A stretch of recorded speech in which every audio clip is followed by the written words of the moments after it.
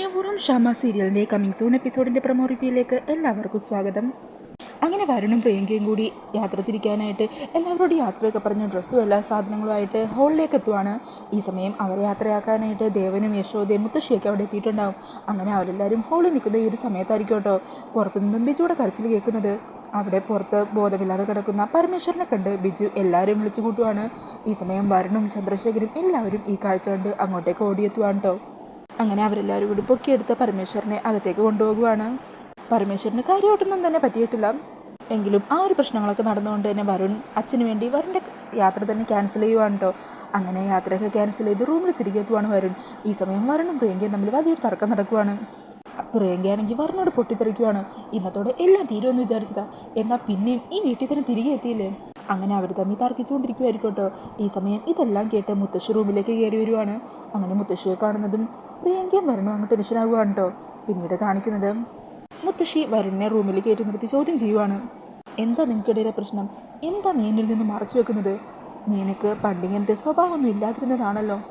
എന്തുണ്ടെങ്കിലും എന്നോടല്ലേ നീ ആദ്യം ഷെയർ ചെയ്യുന്നത്? അന്നേരം വരുൺ പറയണേ, അതെ, ഇതുവരെയല്ല ഞാൻ മുത്തശ്ശിയോടെ ഷെയർ ചെയ്തിരുന്നത്. ഇപ്പോൾ കുറച്ച് നാളായിട്ട് ഒരു കാര്യം ഞാൻ എൻ്റെ മനസ്സിൽ തന്നെ കൊണ്ടു നടക്കുമായിരുന്നു. പക്ഷേ ഇനി അതെനിക്ക് എൻ്റെ മനസ്സിൽ ഒളിപ്പിച്ച് വെക്കാൻ പറ്റില്ല.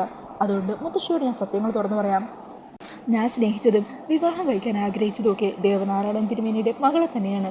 പക്ഷേ അത് പ്രിയങ്കയല്ല, രാധികയാണ്. അവളെയാണ് ഞാൻ സ്നേഹിച്ചതും കല്യാണം കഴിക്കാനായിട്ട് ആഗ്രഹിച്ചതും. അങ്ങനെ വരുണിൻ്റെ വാക്കുകളൊക്കെ കേട്ടിട്ട് മുത്തശ്ശി അങ്ങ് ഞെട്ടിപ്പോകുവാണ് കേട്ടോ. വരുൺ അങ്ങനെ എല്ലാ സത്യങ്ങളും മുത്തശ്ശി അറിയിക്കുകയാണ്. സത്യങ്ങളെല്ലാം മനസ്സിലാക്കിയതിന് ശേഷം ഇനി വരുണിൻ്റെ മുത്തശ്ശിയുടെ തീരുമാനം എന്തായിരിക്കും? മുത്തശ്ശി ആർക്കൊപ്പമായിരിക്കും നിൽക്കാൻ പോകുന്നത്? പിന്നീട് കാണിക്കുന്നത് രാത്രിയിൽ രാധികയുടെ വീട്ടിലേക്ക് എത്തുന്ന പലിശക്കാരൻ കുഞ്ഞുമോനെ അയാളുടെ ഗുണ്ടകളെയുമാണ് കേട്ടോ. അയാൾ രാത്രി തന്നെ രാധികേനെയും ദേവനെയും അവരെല്ലാവരും വീട്ടിൽ നിന്ന് പുറത്തേക്ക് ഇറക്കുവാണ്. അവരുടെ സാധനങ്ങളും എല്ലാം വീട്ടിന് പുറത്തേക്ക് വലിച്ചെറിഞ്ഞിടുവാണ് കേട്ടോ. അങ്ങനെ അവരെല്ലാവരെയും അപ്പം തന്നെ അവിടെ നിന്ന് പോകണമെന്ന് പറഞ്ഞ് ഇറക്കി വിടുവാണ് കേട്ടോ. ഈ സമയം ഈ കാര്യങ്ങളൊക്കെ അറിഞ്ഞ് ശ്യാമയും അശ്വതിയൊക്കെ അവിടെ എത്തുന്നുണ്ടാവും. ശ്യാമ അങ്ങനെ പറുതേക്കിയിട്ട് ഫിദയുടെ വേഷത്തിലാണ് കേട്ടോ വന്നിരിക്കുന്നത്.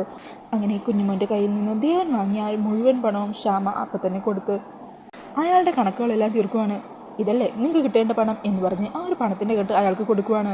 അതിനുശേഷം ശ്യാമ അയാളുടെ കരണ്ടത്തിലൊന്ന് പൊട്ടിക്കുന്നുണ്ട്. രാത്രി ഒരു വീട്ടിൽ കയറി കാണിച്ച അക്രമം, അതിനുള്ള ശിക്ഷയായത് എന്നും പറഞ്ഞ് അയാൾക്ക് നല്ലൊരടി തന്നെ കൊടുക്കുവാണ്. പിന്നീട് ശ്യാമ രാധികയും ദേവനും ഒക്കെ അങ്ങോട്ടേക്ക് തിരിച്ചു വരുന്നതിന് വേണ്ടി കാത്തു നിൽക്കുവാണ് കേട്ടോ.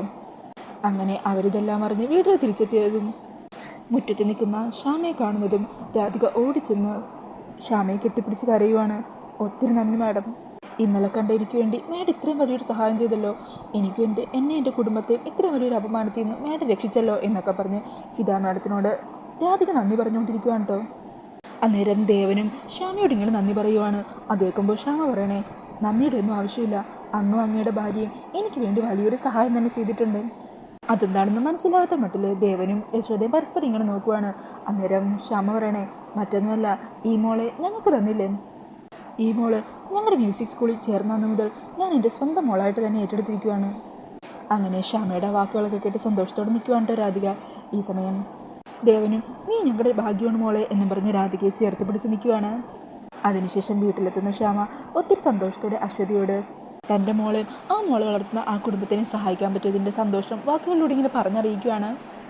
അപ്പോൾ ഇതൊക്കെയാണ് കേട്ടോ ലേറ്റസ്റ്റ് എപ്പിസോഡിൻ്റെ പ്രൊമോയിൽ കാണിക്കുന്നത്. ഈ ഒരു പ്രൊമോ റിവ്യൂ ഇഷ്ടമായിട്ടുണ്ടെങ്കിൽ മറക്കാതെ വീഡിയോ ഒന്ന് ലൈക്ക് ചെയ്യണേ. ഇതുപോലുള്ള കൂടുതൽ റിവ്യൂസിനായിട്ട് ഈ ചാനലൊന്ന് സബ്സ്ക്രൈബ് ചെയ്തും കൂടി സപ്പോർട്ട് ചെയ്യണേ. താങ്ക്